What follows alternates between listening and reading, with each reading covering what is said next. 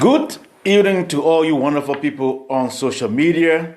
This is your realtor and investor Lester Witherspoon coming to you on this program, Lester Real Estate Investment Time. Come every Tuesday evening. We are live at 6 p.m. We had a little technical difficulties today, so we are a few minutes late, but it's better later than never. I been having a problem with my tablet. But I was determined to get on. But I'm happy that everything went well and we are on. So thanks for joining us again on this Tuesday for our program, Lester Real Estate Investment Program. So we're always glad to have you. Always thankful to God for you taking time of your busy schedule to join us. This is an educational program. That's the main focus, to educate you on the real estate market, the whole home buying process, how the whole thing works. So this is the whole focus. The main focus of this program is to educate the public, especially my clients. I educate them.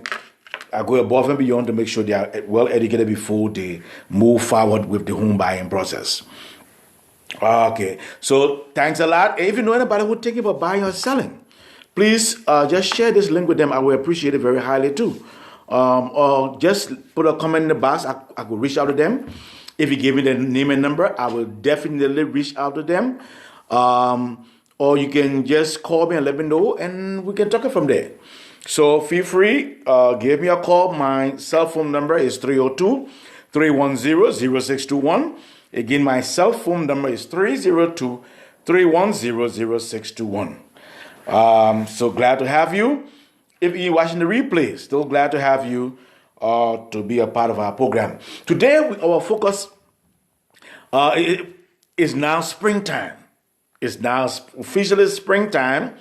So right now, the market is warming up, picking up. It's picking up.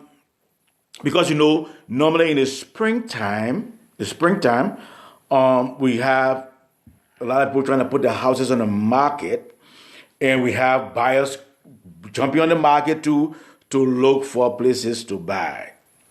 So, but today, our main focus for today is on our first-time home buyers, because there are a lot of first-time home buyers right now on the market looking for places to buy.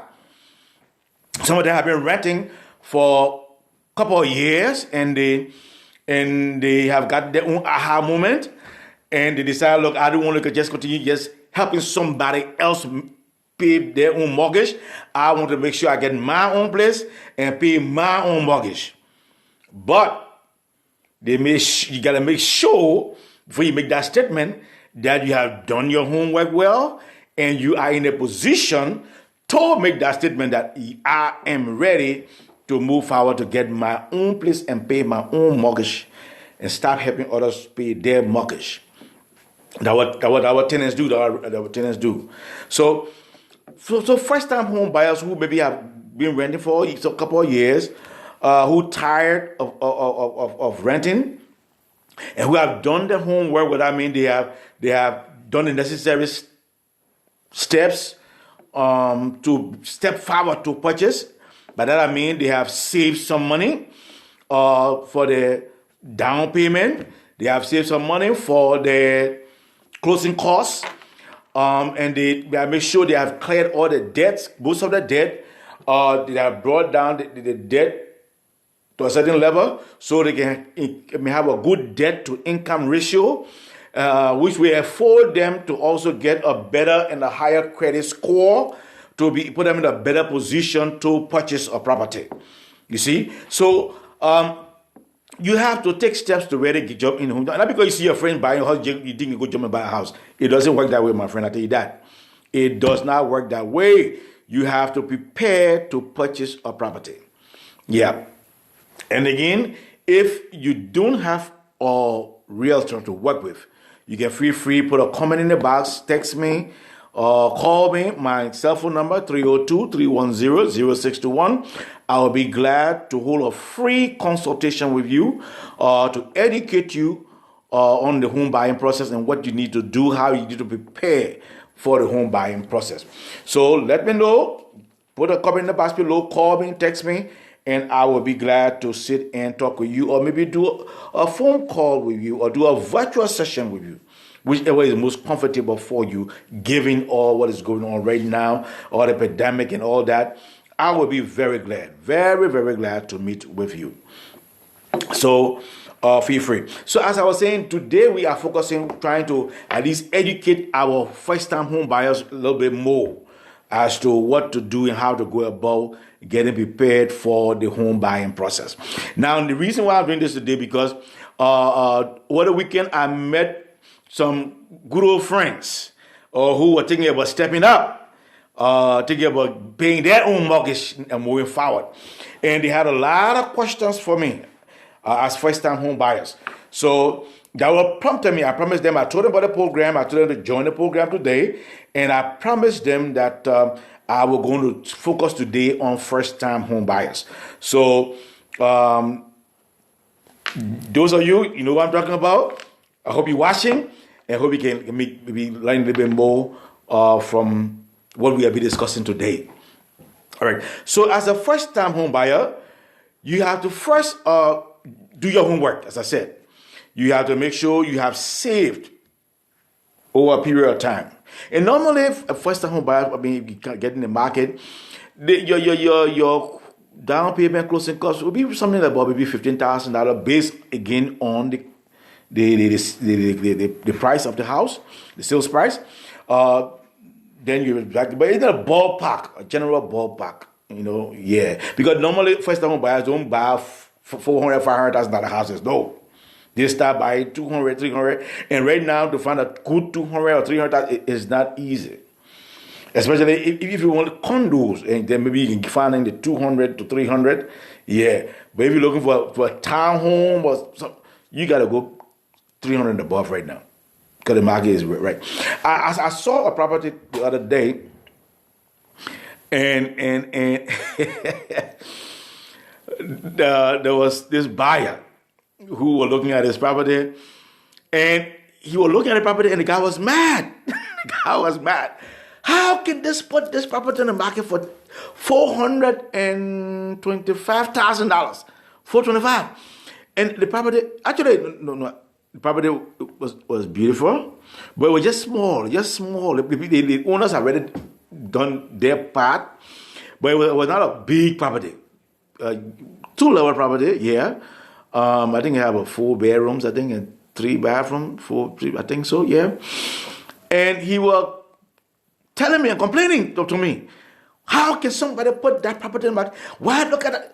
I said, my friend, this is the market we are in. So home sellers are taking advantage, and they're trying to maximize in this market, and that's what's happening. But you see some of the prices right now, you wonder, what? But again, such is the market. Market fluctuates, it go up and down. When it's a buyer's market, then it's time for you to knock your chest, and you to do your thing. When it's seller's market, seller will maximize on their own profit too, on the house, to get something else to, maybe, who knows, So that's the game. So you got to know how to play the game. You ought to be able to be on top of the game and move forward in your own best interest. So when you have done your homework well, first-time home buyers, listen carefully. First, do your homework, save enough money to be able to put yourself in the position to purchase a property. Once you have done that, then you have to commit yourself to a loan. Now, don't even think about those balloon loans, what jump over. In fact, I've not heard about it recently. You got to look for a nice 30-year fixed loan. So you have to go with your lender. Whoever you're banking with, what credit union you're using. They have financial advisors in the bank. Sit and talk with them in your bank. Look, I'm planning to purchase a property. What do you advise? Or find your own realtor. If you know a good realtor, talk with a realtor. Realtors who have been in the market for a long time, doing good work, have worked with a good number of lenders, and they can recommend you. Sometimes I do that. I recommend you, I don't make the decision for you. I can recommend you to 1, 2, 3, and you make your own decision. You can call them, talk with them, and then from there you can make your own decision if you wish. But the decision is yours.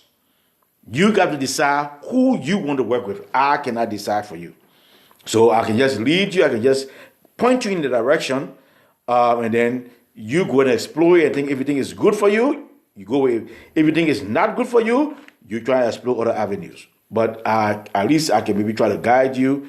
Try to at least, from my own experience, try to just point you. Oh, these people have been in the market for a while. They have a lot of experience. They know exactly what to do, and then we can guide you that way. But get with a lender. That the first thing, because you need a pre-approval letter to give to your realtor in order to begin the process.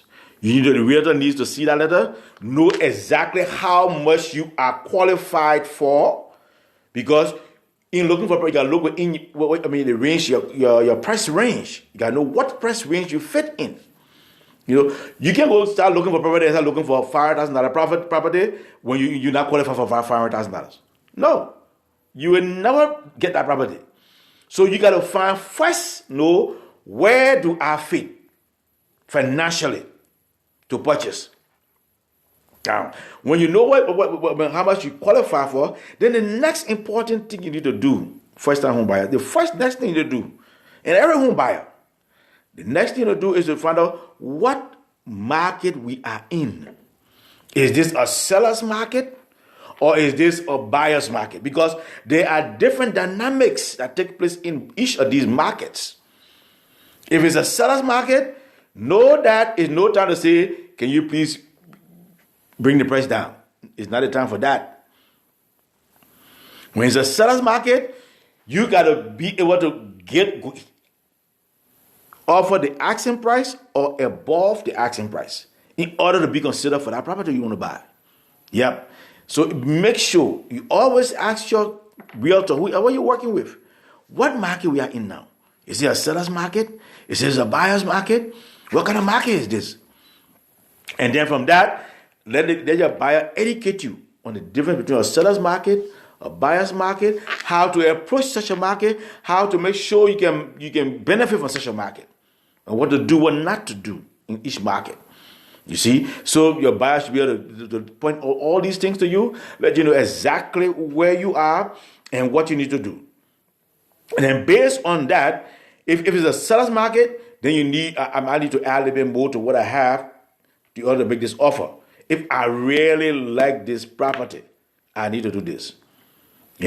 Because in a seller's market, one property you get now 10, 15, 20 offers. And by then, the seller only looking for the highest and best offer that he has received. You see? So there's a lot of offers being made when it's a seller's market. Why? Because the inventory is low. That means there are shortages. There's a shortage of houses on the market, but there are a lot of buyers on the market looking for property. A lot of buyers chasing few properties on the market. Then it becomes a seller market. But when there are a lot of property on the market with just few buyers wanting to buy, then it become a buyer's market. By then, the buyers can sit down and can negotiate price because he knows he have options. He see this house, he see the other one, he see the next one, and he can decide which one he want because he knows the competition is not stiff. He knows he can decide which one he wants and which one he does not want. And now the 10 chances he will get it because there's no competition at the time. You see? So know that. So you need to know if it's a buyer's market, then you have a little edge to be able to negotiate with seller to making your offer. And then maybe you can get something like, maybe let's suppose the house is up something like $300,000. You can negotiate and come down to $275,000 and still get that property if it's a buyer's market. And based on all the terms and conditions, you can still get that property too. But you got to know all those things. You got to know exactly how to approach the market and how to make an offer and all that. So these are key things home buyers You guys need to know. Yes. So, but make sure you have to, the key thing when you go to your lender, your lender will let you know exactly where you stand, where your credit score is, because you can make sure now work on your credit score is important. Because if your credit score is high and good, you will get a very good loan, and we have to reduce your little interest rate a little bit. Interest rate climbing right now, though, is going up, it's gradually climbing. Yes. But when you have a good credit, it will put you in a better position. If your credit is bad, I'm sorry, you have a problem with that too. So make sure you have a good credit score. Try to make sure you pay off as many debt. Try to work with a credit repair company, and then see how best you can build your score up. If you really want to move forward and get some good results. So that's why I encourage you to maintain it. And once you have maintained it, make sure you have saved enough money for your down payment and for your closing costs.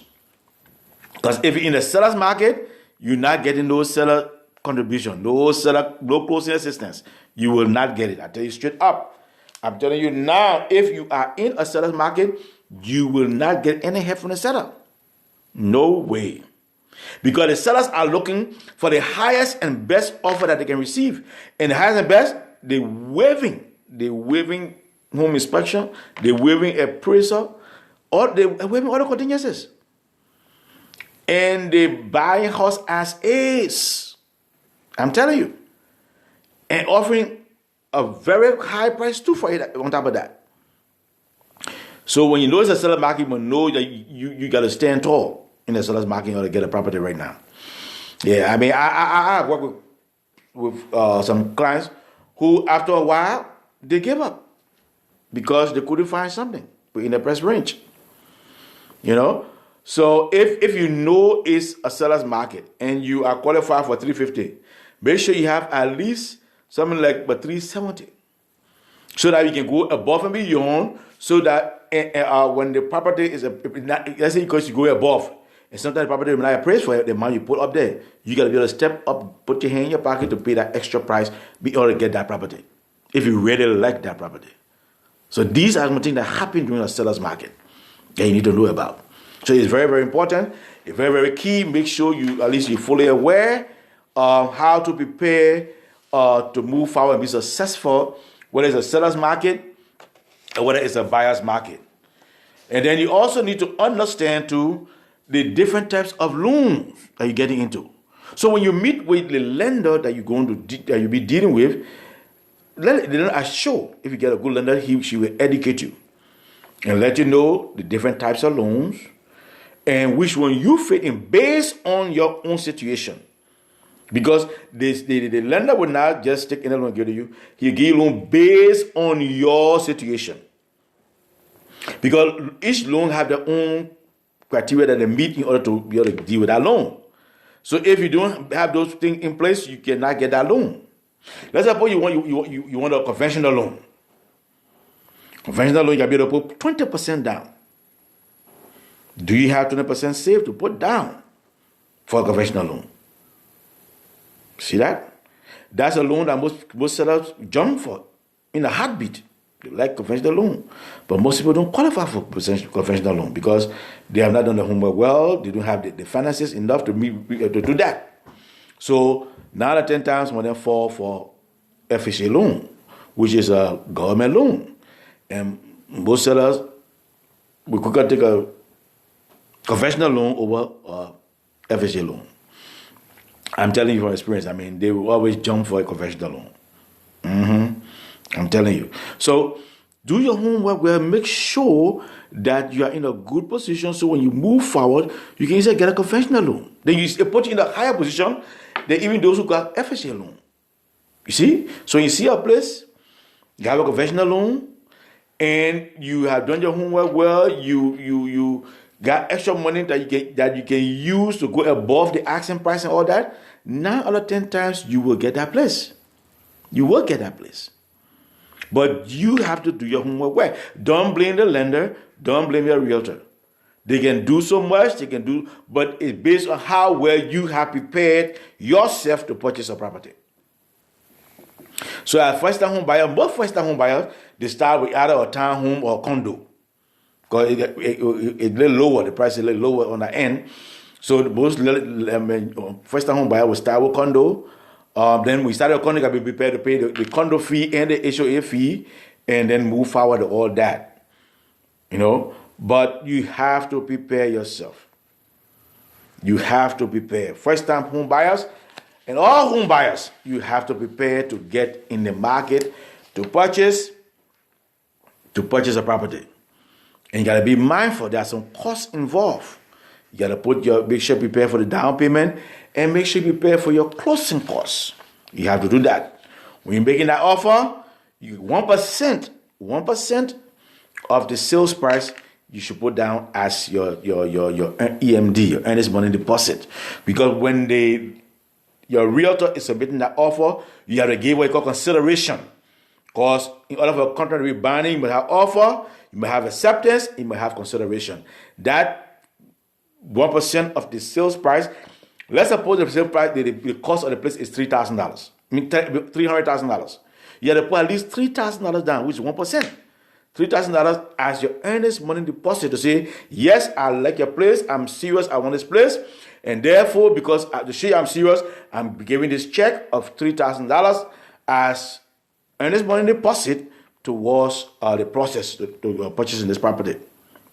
So you got to do that. You got to make sure that is upfront, and of course, it can be refundable, or the seller can come after it based on how things go. Because once you get into that contract, you are bound. It's a legal contract. You can't just walk away. If you don't walk away, they're coming after you for that EMD. But if you have legal grounds, because you have got grounds, they can walk away. You can get up based on the home inspection report. You can get up based on the appraisal report. Those are that I call a contingency, because your offer is contingent on about the appraisal meeting that sales price, or the contingent about the home inspection report saying that the house is in good condition to purchase, and if there are any need for repair, the sellers are willing to do the necessary repairs. If they are not, then you can walk away from the contract. Those are areas you can leave the contract. But you don't say, I changed my mind, I'm walking away. I'm sorry. You can't do that. They coming after you for that EMD. So be mindful, be prepared, and make sure you get a good realtor who at least have a lot of experience and know the market, that can really be able to negotiate in your behalf, that can give you good pointers how to move forward, and make sure that you are successful in the home buying process. So get yourself a very good realtor. And if you need help and you don't have a realtor, feel free to call me. I'll be glad. I will be glad to work with you. I'll be glad to, if I can work with you personally, I will try to at least recommend 1 or 2 realtors that I know that can really help you to deal with you also. But not at 10 times. Once you're in Virginia or Maryland, because I'm licensed in Virginia and Maryland, I'm also trying to get my DC license too down. If you're in any of these areas, I will make sure that I do my best to make sure that you at least work with you to get a place for you. And then once you have done all your homework well, then the realtor can be in a position to submit an offer for a property you like, because once you have done all that homework, he will take you on the field to show you properties that in your price range, that you can look and say, yes, this is the one I like, or this is the one I don't like, and I prefer this one. And then based on these things, the one you like, then your realtor will submit an offer on your behalf and start to negotiate to see how best you can get it accepted, and to see how best you can begin the closing process to make sure you get that property where you can call it home. And once that property has been accepted, you got a ratified contract. The first thing to do to make sure you get that house, get a home inspector to inspect that property to make sure that property is in a good condition, that you can be able to purchase that property. You see, so once you purchase that property, once the home inspector go through the property, because the home inspector job is to identify all any fault that wrong with the property. So the home inspector coming, he's looking at the roof, he's looking at the basement, he's looking at the walls, he's looking at everything that wrong with the property, the windows, the doors, everything, the kitchen, the bathroom, the rooms, everything. He's looking at it to see whether there's any leak, to see where any building crack, see whether the foundation is strong. He's looking for every fault on that property. And then he will advise you, he will make a report to you. Normally within a day, you get it in a day's time. And then he will let you know. And it's always good that you know. It's always good to attend the home inspection as a home buyer. This is a major investment. This is the largest investment you may ever get involved in your lifetime. This is the biggest investment you'll be getting involved in. Most people, home buyers, the biggest investment they're getting involved in. So you want to make sure you're investing in the right thing. That property you want to buy it today, then tomorrow the whole thing can collapse and down. Because once that property that they close and sign, stand over to you, it's yours. Unless they have home warranty, then you can go back and negotiate all that. But if all of them are in place, you'll be caught up in something you want to be bothered with, you know. But the thing is, once you do your homework, where these things will not happen to you, I'm not here to scare you. I'm just here to just show you, let you know the options that are available to you and how you can go about dealing with it, working with it. And that's what the whole intent and purpose of this program is. So, do your homework well, prepare yourself. First-time home buyers and all home buyers, prepare yourself well and make sure that you're in a position that you can be able to step up and be able to achieve and get something that you can call home, that you can make sure you are happy with, you sure you're comfortable for you and your family, and make sure that you'll be able to live there within the next maybe 5-10 years. Because when you buy a house, you're not buying it this year and moving next year. I've not seen that happening before. Normally people buy a house, they stay there for 7 to 10 years, then look for buying something else.